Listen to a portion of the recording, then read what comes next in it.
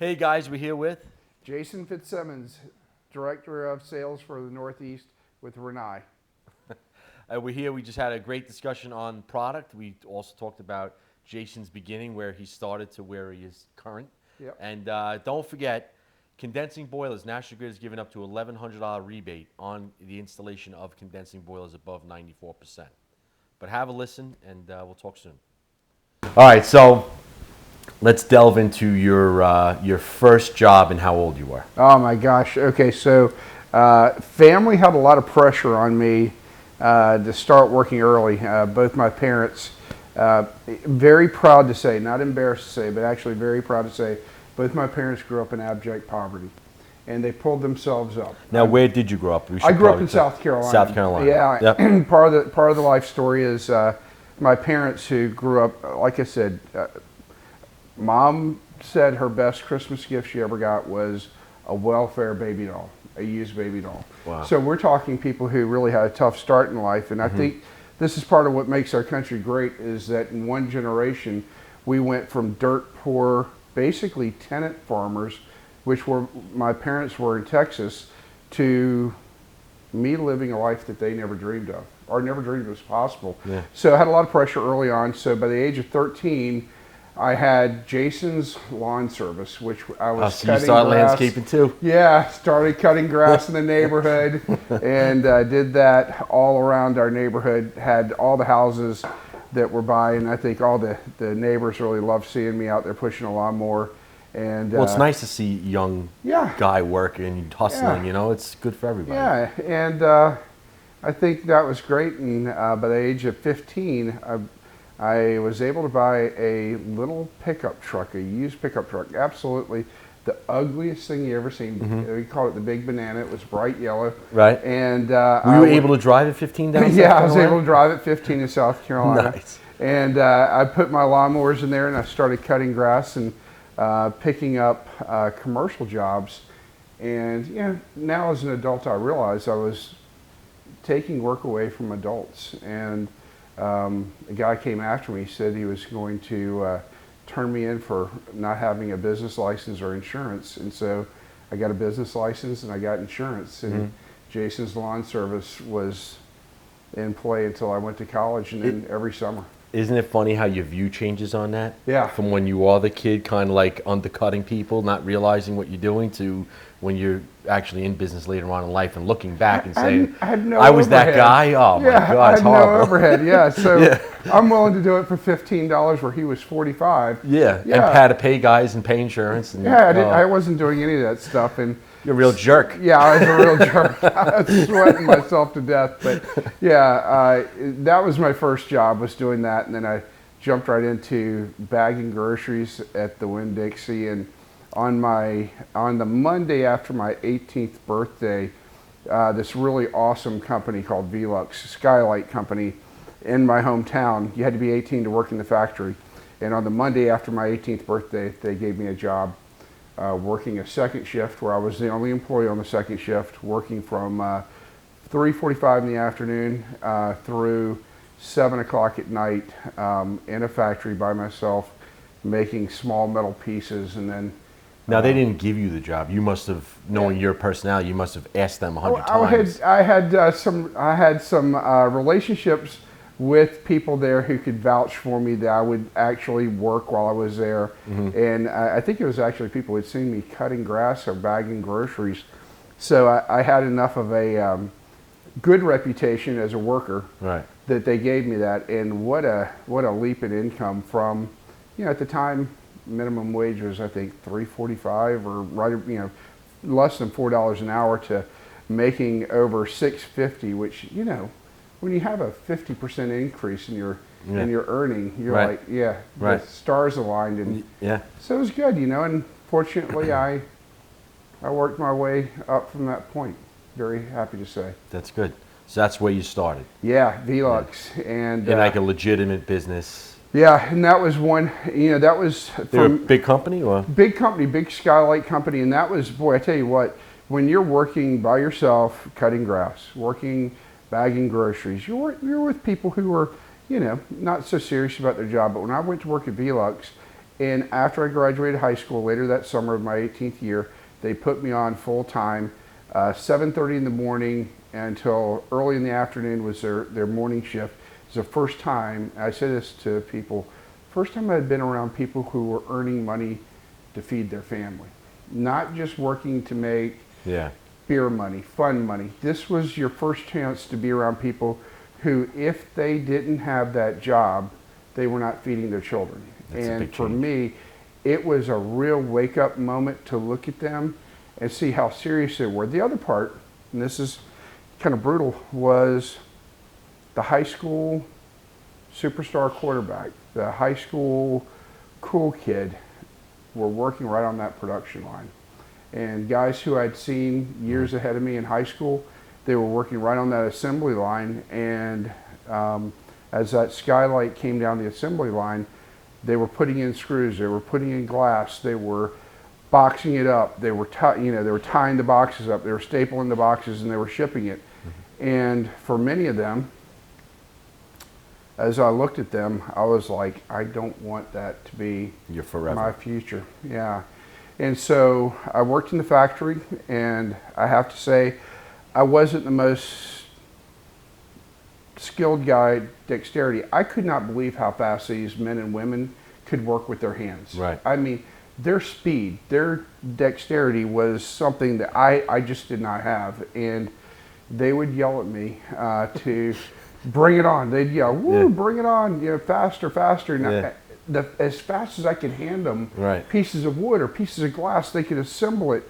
And when they started taunting me, they're like, "You're going to college, aren't you? You're going to college." And at a certain point, I bowed back up on me. "Yeah, I'm going to college. Right. I'm going." Okay. And I'll never forget the look on one guy's face. He goes, "You better go." Right. And yeah, Because that really fortunately, wasn't your niche, right? I guess. it Yeah. wasn't my future, but for them it was. And I don't begrudge anybody who does that for a living. It's Right. absolutely a very honorable way, but it was for me. I just saw that and I said, "Hey, that's just Can't see yourself doing that for the next Yeah. 30 years. yeah." So you I guess, would you take the first year off from college and then? No, was it- I worked all summer and then went off to military college in South Carolina, the Citadel, Cool. and did military college. And every fall, every Christmas, every summer, I would come back to Velux, and they always had a job And for me put you on. because I, fortunately had been a good worker for them and a trusted employee, and they let me work my way up, and it was really kind of a humbling experience to have somebody trust me that much. And by the time I was a senior in college, they had offered me a job in sales, and so I went to work for them. Oh, nice. Yeah, right out of college, had a job lined up, and teaching. Now, this is kind of weird. A guy who just had a college education teaching roofers how to install skylights. Didn't seem natural, but No. hey, I was willing to try Now, it. did you need the college education to get that position? Probably not, to Probably be honest not, with you. right. Probably not. But they just maybe liked it better, or? Yeah, I think that, not many people go to college to learn how to be in sales. It's not really a great selling point on going to college. But for me, the opportunity to go to college was, again, kind of a breakout. When you think about Yeah. how my family, my mother and father started, Yeah. in one generation, to have a son who goes to college and has a professional career was just incredible. And so when they gave me that opportunity, it was one that I held on to Right. with both hands. And I took that sales position. And, when you work for the best, and Velux is the best skylight company, boy, it builds a lot of pride in you. Right. And I may have been selling skylights, but I was just You as believe proud. in the product. Oh, yeah. How could I you saw be it a in the salesman factory. to not believe in the product you're selling? Yeah, That's a tough especially job. after making it in the factory. They had 10 phases of production. They said I could work in 8 of the 10. The 2 that they wouldn't allow me to work on Right. were the rail spur, where the wood came off the train, Right. and the other one where they were impregnating the wood with chemicals. And they said anything I learned in college would be like a slate wiped clean. Right. So they said, you don't, Right. you don't need to go in there. Now that's important because I talk to kids, and I say this all the time, and I ask them what they want to be, and they said they want to be in construction management, Yeah. or they want to be in this. So I say to them, I said, well, if you're going to be in some sort of management, you probably should learn what you're going to be managing. Yeah. So in your situation, you went on to sales, but you went and you started at the bottom at that same company, so you knew the aspects of what it took to make the skylight, to get it to production, to get it in a box, to get it to the point where you could sell it. So that made Absolutely. your job as a salesman much easier, I'm sure, right? And what was so cool about that, in retrospect, you never know this going in. Only in hindsight do you learn these things. Those experiences working in that environment transcended everything I do to today. Right. Even today, I can see someone who's working at a job and I can find where they have passion for it, and I can relate to how I'd seen other men and women doing that type of job. Not the same job, but a similar job. Right. And that formative experience early in life when you think, hey man, I'm never going to get out of this spot, it's never going to happen for me. I was the most impatient person you could have want imagined. instant gratification. Yeah, but could you imagine yourself growing up now? Yeah, it will come, Yeah. and you will be better because of the experience you had. So, Yeah, these experiences are important. yeah, it really does. It sets the tempo for the rest of your life. That's awesome. Yeah. So now, how long did you stay there as a salesman? Yeah, I did 4 years, and you know, for a first job out of college today, or even a first job that someone enters into a trade, I would recommend at least 4 to 5 years so that you get a lot of experience, you get well-rounded before you move to the next thing. So I did 4 years, and it really helped round me out. And then again, because I had done a good job at Velux, I was a good candidate, good recruitable candidate to go to work for Kohler, which was is a top tier plumbing manufacturer, a really premier Absolutely. company. And so I don't think I would have had that opportunity if I wouldn't have had a good track record, a lot of confidence in my value, and that came from the fact that I was working. Yeah. Now, you must have had mentors at that company, right? Yeah. And now, how'd you leave there? Like, was it on good Oh, terms? yeah, it was on great terms. Yeah. And Because that's important. yeah, it really did. I had this one guy, Ed Day, and I could still, you know, 18, 19 years old, he was the first real boss I ever had.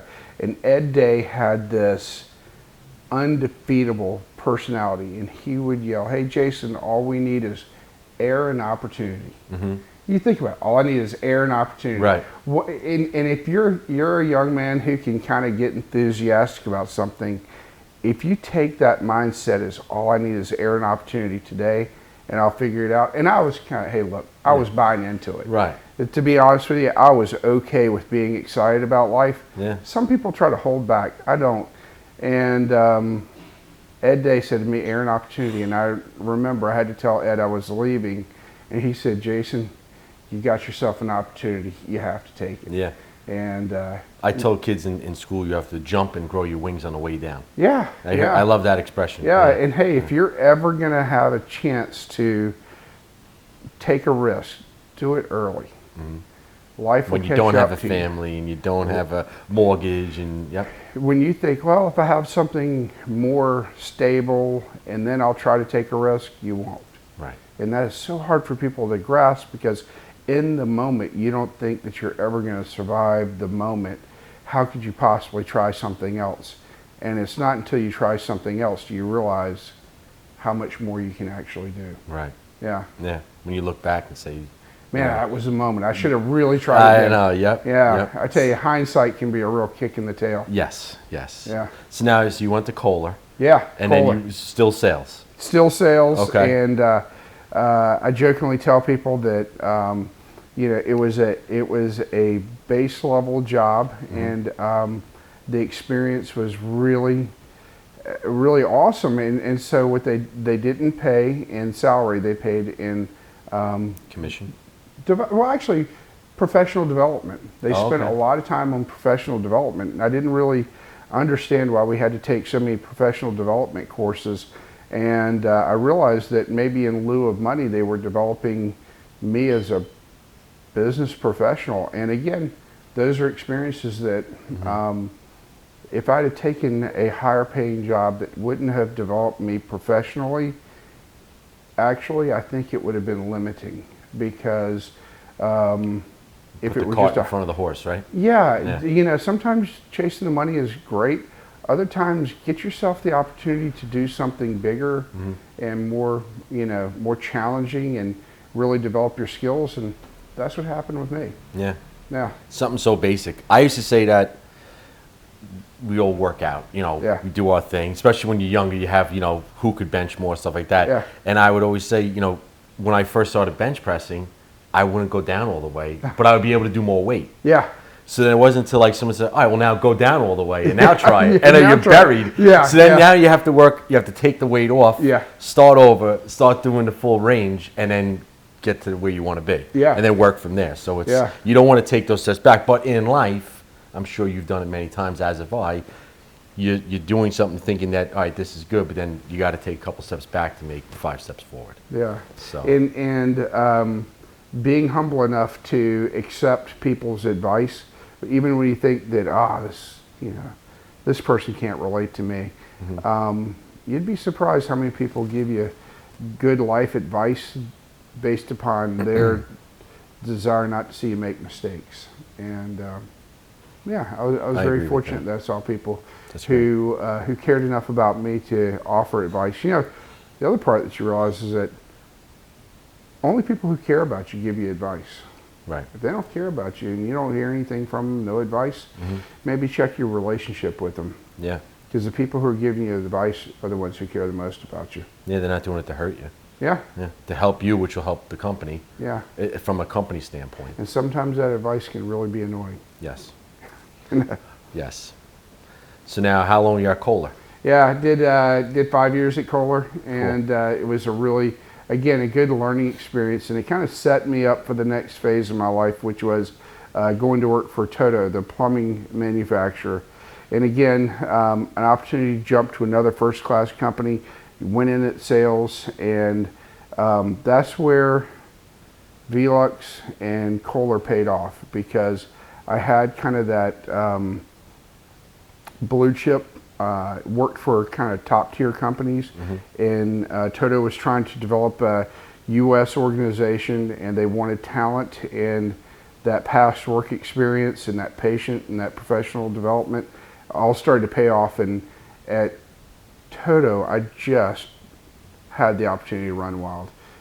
Went from sales to business development, calling on big corporations like Disney and MGM and Hilton and Marriott, Walmart, not to sell product in their stores, but for their plumbing fixtures in the their stores. properties. Yeah.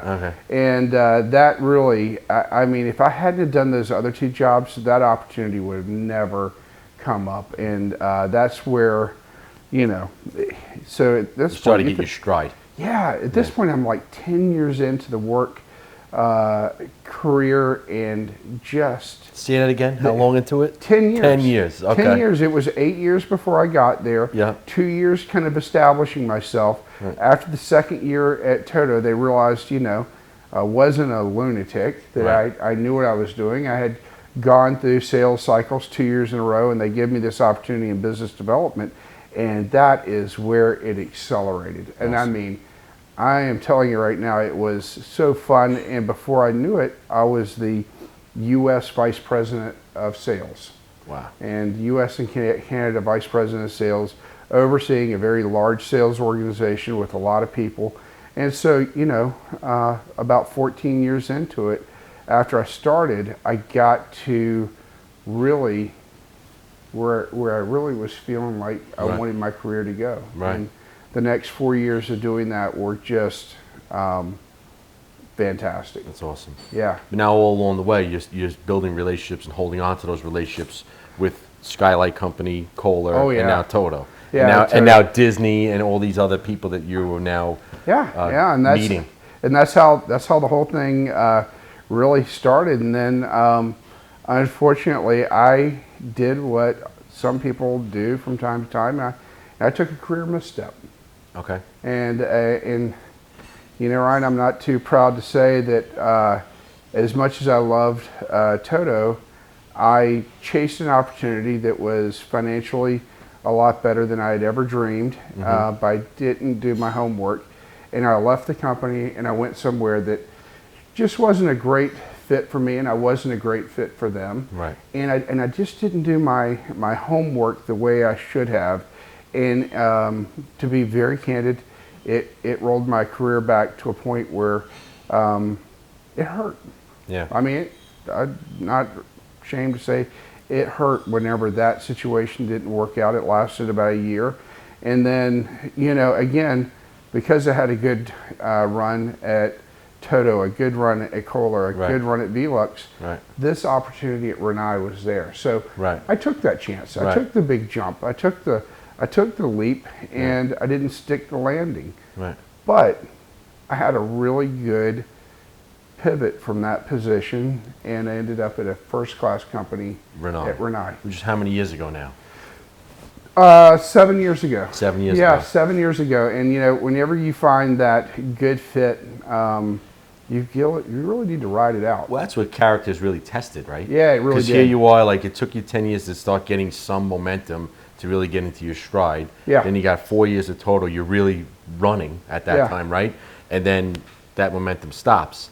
Most people would quit after that because now you got to get the wheel to start turning again, which now you knew how hard it was the first time to get it, right? Oh, I tell you. So now here you are. Now 7 years later, you're at Rinnai. Yeah, you know. I'm at Rinnai. I couldn't be happier. First, again, back to aligning yourself with people who are good people and trying to do great things. And being at Rinnai offers me the ability to be kind of that authentic, enthusiastic person that I want to be. Yeah. Yeah, enthusiasm is a funny thing. Sometimes people don't want to be wildly enthusiastic about their job because they feel like it's silly or embarrassing or dumb or stupid to be, you know, gung-ho for their employer. I say, why not? Yeah. Life's too short, man. How much of your life up. is going to be at that job? Yeah. You better like it. Yeah. And there are many days that I'll spend more time with work and at work than I do at home. Yeah. So why not be fired up over it? Right. You know? And so one of the nice things about Rinnai is that I can be just as enthusiastic about work without feeling like I'm wasting my time or my energy. Now, that's the exact conversation I have with my homeowners here in Long Island when I talk about Rinnai. Yeah. Because when you guys flew me down there, Mark, what was that? How many years ago? 6 years ago? 5 years ago? I don't. Was it 18? Yeah. So what was that? It's 5 years ago, almost 6. Yeah. You know, we flew down there. We spent time with you guys. We had training. We had dinner with everybody, right? I think the vice president was there as well of the company. Oh, yeah. And then we went racing, race car driving. I mean, that helped. Yeah, that's pretty fun. But that was a big perk. But the whole point of it was, I'm a phone call away from all of you guys, which is rare, right? Yeah. So if my customer is having a problem, obviously we call Mark first, sitting over there off camera. You know, he jumps on anything, and then you know, if the fact that I could tell my homeowners that, you know, I have.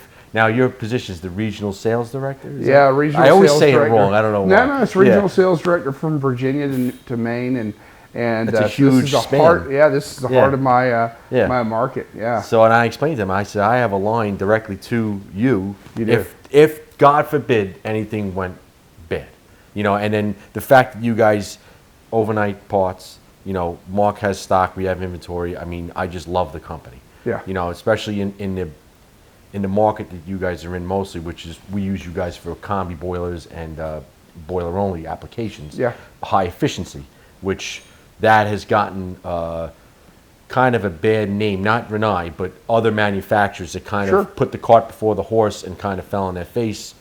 So some homeowners don't have the confidence in the style product, but I have this conversation and I tell them about Rinnai, and I believe in the product, and it took me a long time to kind of come to terms with that because at first I didn't, but then I met you guys, and here we are. Well, you know, the relationship that we have with you and your company is really special because, again, you you service your customers in a way that you have a personal relationship with them. Yes. You're not a fly-by-night. You're not a chuck in the truck. You're physically here.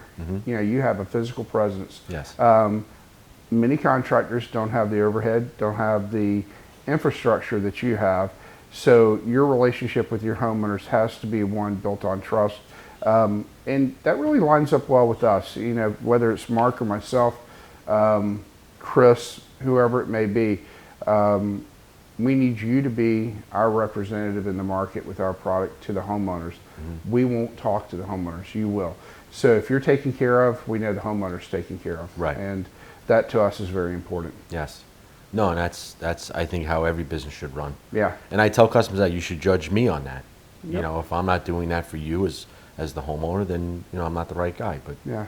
you know, most people like us, which is Yeah. good. Yeah. So, and like I said, we get to cherry pick our best relationships, and here we are. Yeah.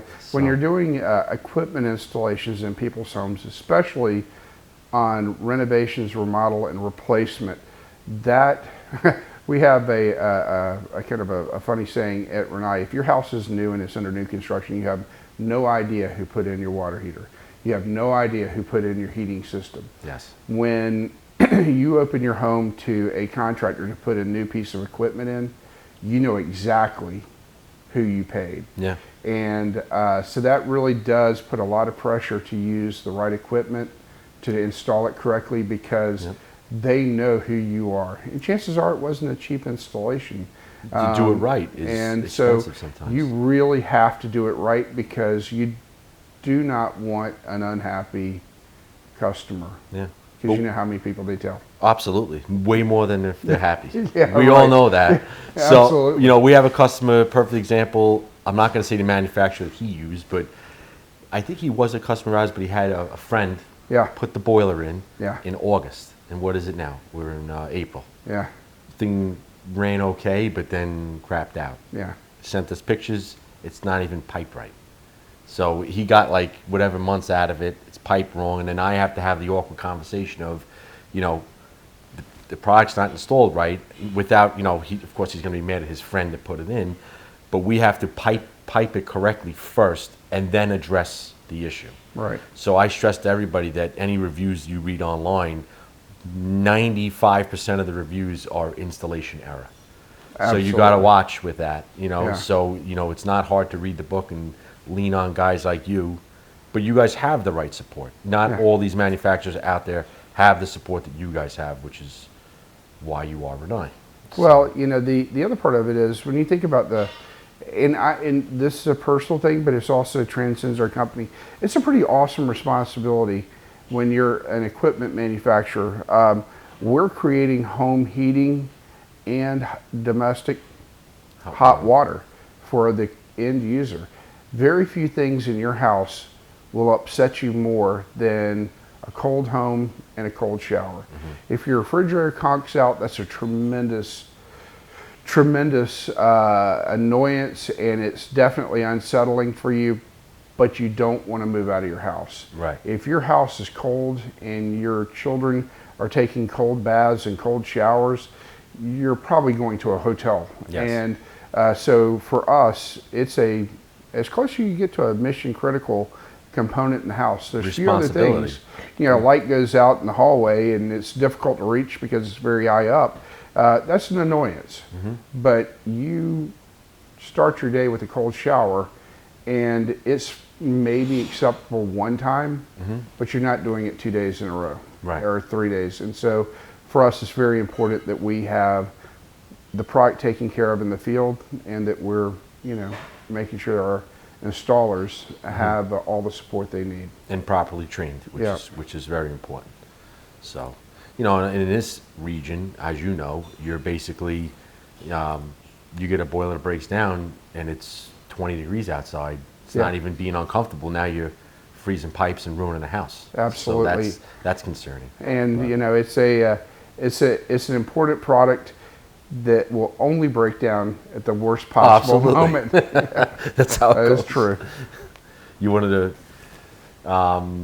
so now you want to maybe talk about some new product that you got going out? Yeah. So about as you said when you went down to Atlanta about 5 years ago, we introduced the Sensei water heater, and Sensei is the product name for our condensing water heater, and it is a high efficiency water heater that's about the size of a carry-on suitcase. It's a small, compact water heater, whereas a traditional water heater in a home would be a big tank, stores anywhere from 40 to 80 gallons of water, depending on the size, and it's, to use a term they call it, it's a boiling tea kettle. It's always on. Right. With the Rinnai unit, it's a small, compact water heater, and it's only on when you need it. And as long as you have water coming to it, gas coming to it, it's an endless supply of hot water.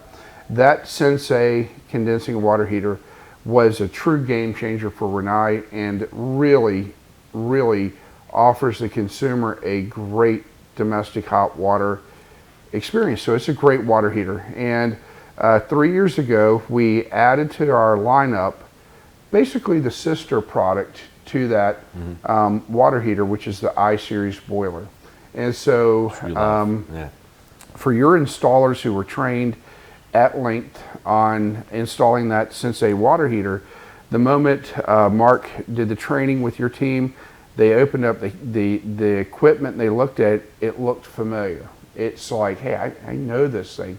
And so what we did was we took the best components, the most durable components out of the Sensei product, mainly the gas train, the vent train, the ignition sequence, the real working parts of the unit, and incorporated those in the I-Series boiler. We put in a very durable stainless steel heat exchange, and what we have now is a very, very dependable, right out of the box, easy to set up, extremely hard-working combi boiler. And the combi boiler is a name they call for a water heater that creates home heating and domestic hot water. And so that does two functions. It replaces your existing boiler and your water heater, or then we have just the boiler only. Boiler only. And that's for the houses that have more of a hot water demand. yeah, 4 or 5 bathrooms, stuff like that. exactly. And so we have those. You guys have been installing them, and we're very fortunate to say that that product has been so well received. Not only from the contractors, but the homeowners are so satisfied that they have the hot water that they need. The home heating handles the coldest days to the, those really awkward shoulder days where it's cold in the morning, warm midday, Right. and then kind of pleasant in the afternoon, but then cold again in the early evening. So basically, your boiler has a gas pedal.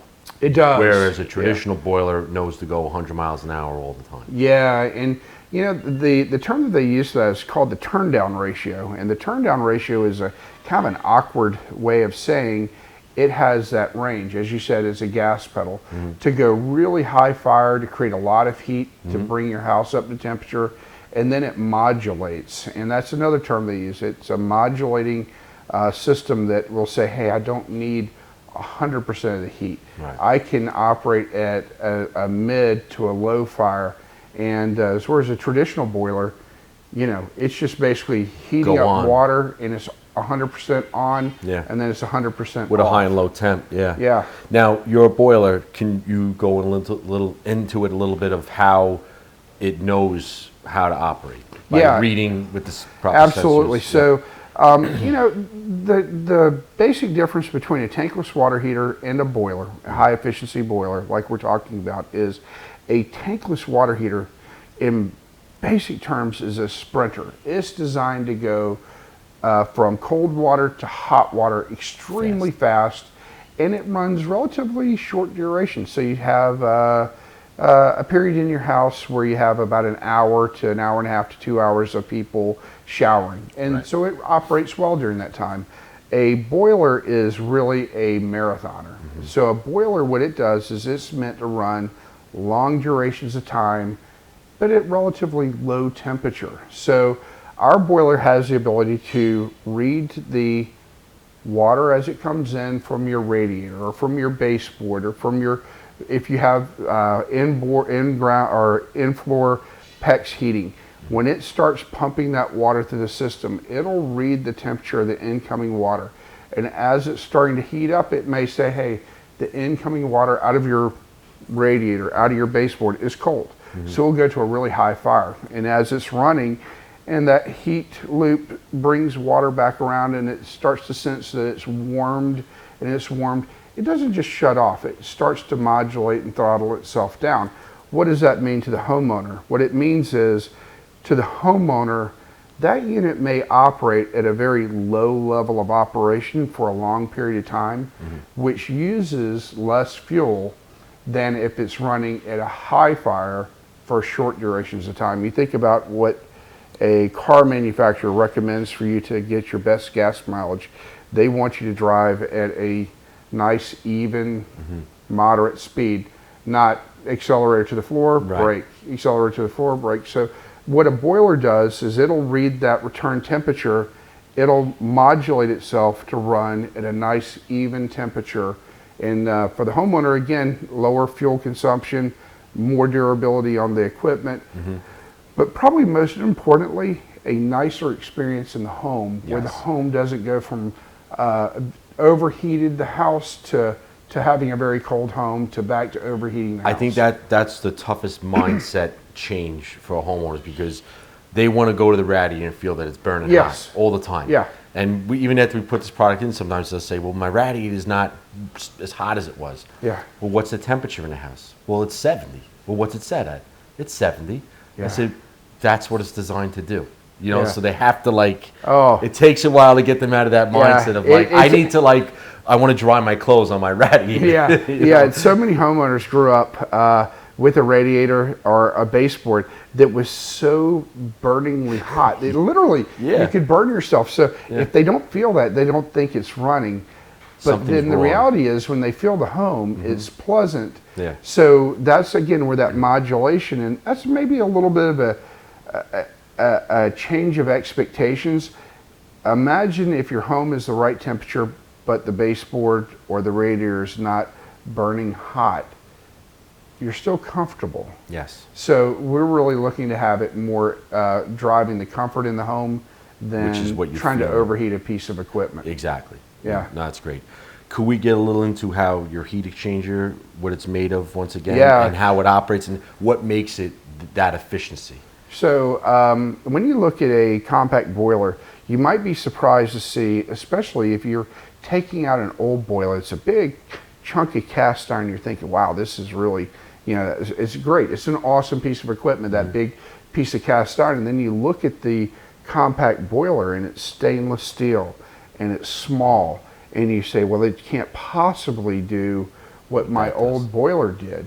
And the reality is, it's science. So your old boiler had a big flame inside of a cavity and a lot of water passageways that moved around it. So it's heating a lot of volume of air that transfers into the water.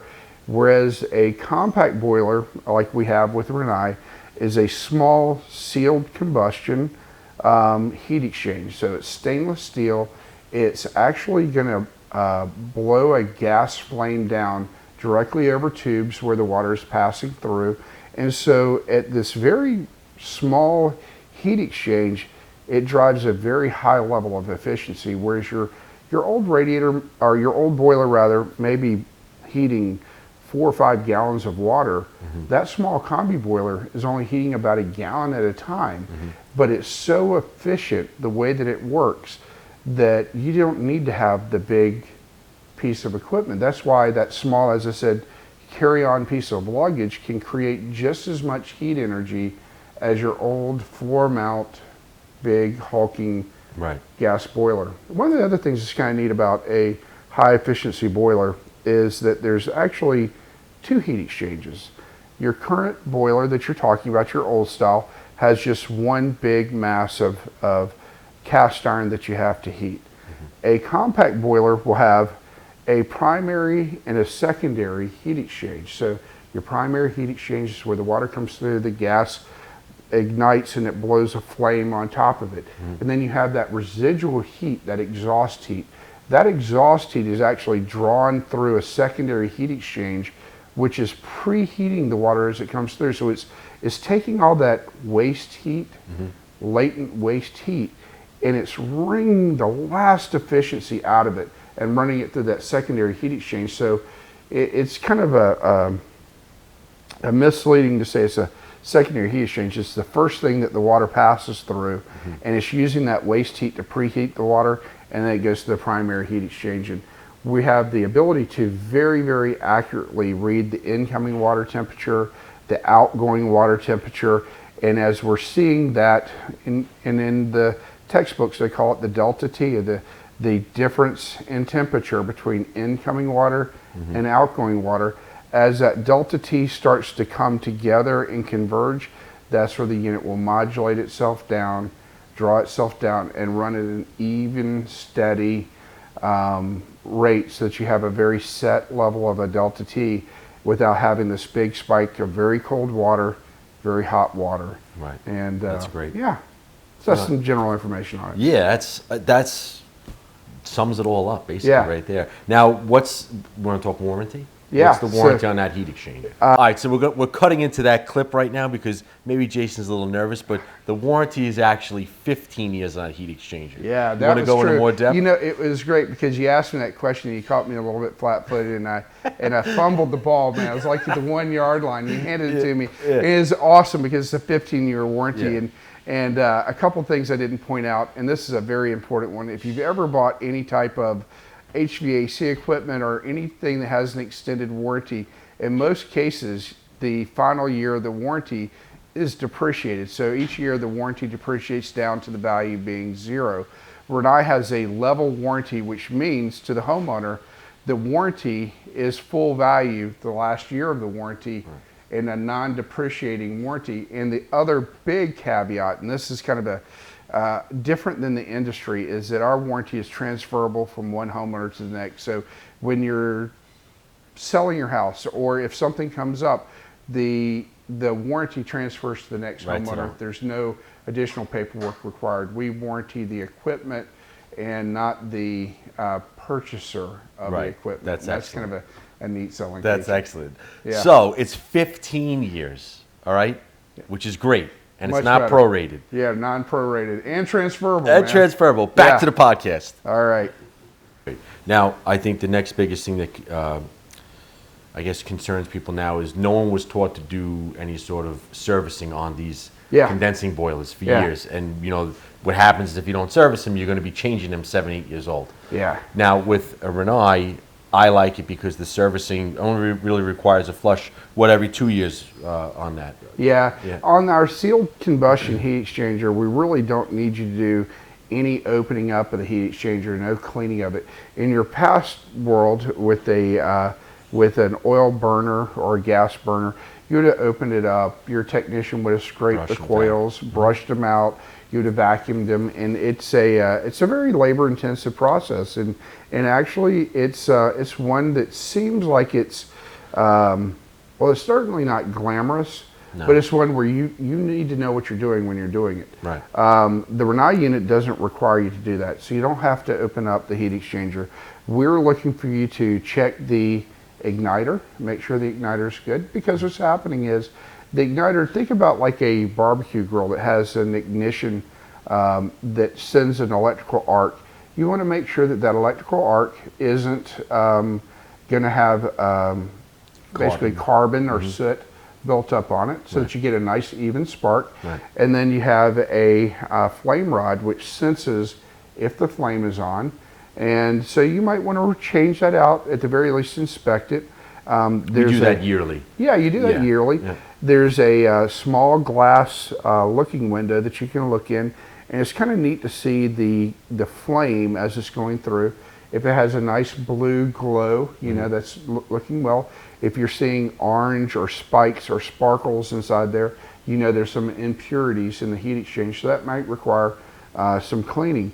But that, for the most part, is more along the lines of just general maintenance. You go and you do a visual inspection, make sure that the condensate trap, which we haven't talked about that yet, but a high efficiency boiler has a byproduct, and the byproduct is called condensate.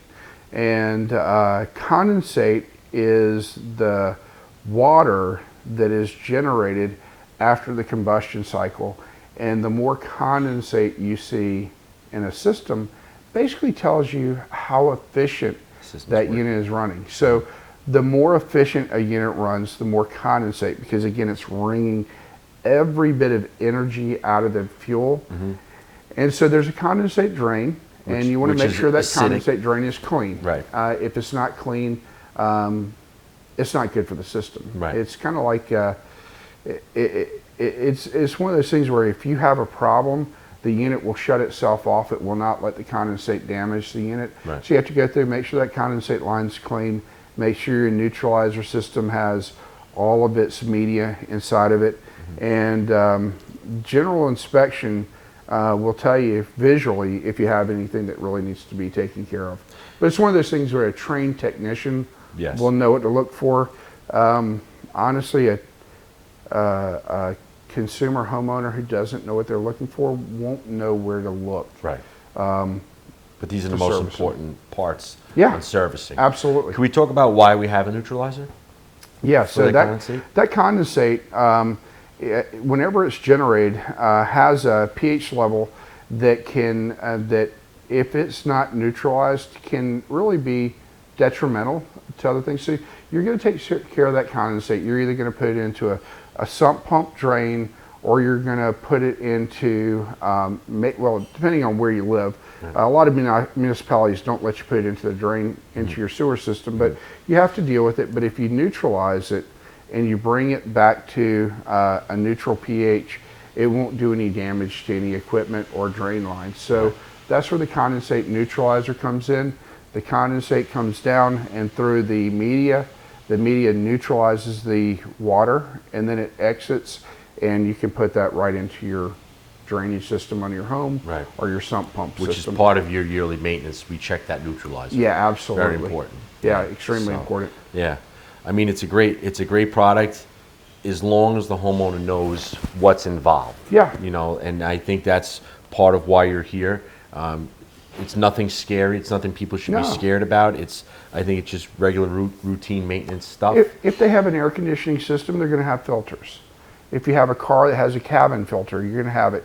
If you have an automobile that has an air filter that's going to, protect your engine, you're going to want to change that air filter, the cabin filter inside your car, your filters inside your HVAC system Right. in the home, and this is just no different. It's Right. just a routine maintenance. It's not a tremendous expense, but it is one of those things that if you don't take care of it, it will cause a problem It will eventually. cause a problem, right? Yeah. And void a warranty. It will. Yes. Yeah. So we want to avoid all that. Yeah. So we lay it all out there for the homeowner. This is Yeah. what it is. This is what you're looking to do.